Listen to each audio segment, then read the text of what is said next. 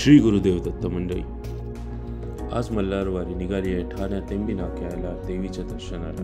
हे मंडप दिग्यांचे देवी म्हणून ठाणे आणि मुंबईमध्ये प्रसिद्ध आहे.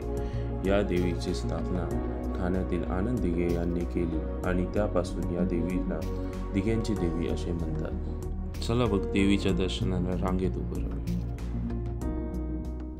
2000 years later. गर्दी असल्यामुळे जरा वेळ लागला, पण फार सुंदर दर्शन झाले. तर चला आता नेक्स्ट देवीचं दर्शन. ठाण्यावरून थेट आता पोचलो पवईला. या देवीला ट्रेडिशनल बंगाली स्टाईलमध्ये सजवलं जातं, ज्यामुळे तिचे रूप अजून निखळून आलेले दिसते.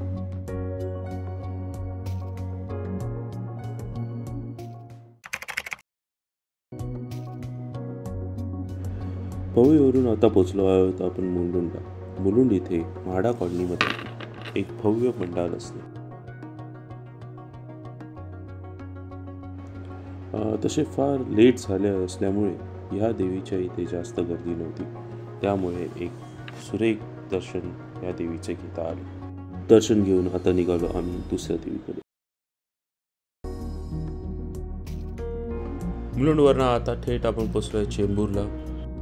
इथलं डेकोरेशन फारच युनिक आहे.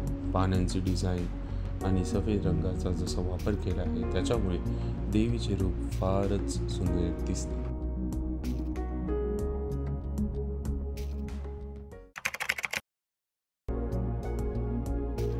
चेंबूरवरून आता आपण पोचलो आहोत दादर येथे देवीच्या मंडपात. हे देवीचे मंडप दादर स्टेशन पासून अवघ्या 2 मिनिटाच्या डिस्टन्सवरती आहे.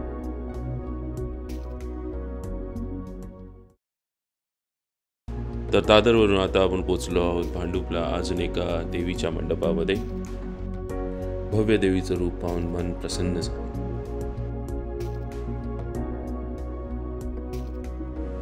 तर मित्रांनो, आता वेळ झाली आहे आपला निरोप घेण्याची. भेटूया आपल्या पुढच्या व्हिडिओमध्ये. Till then take care, good bye आणि बोला श्री गुरुदेव दत्त.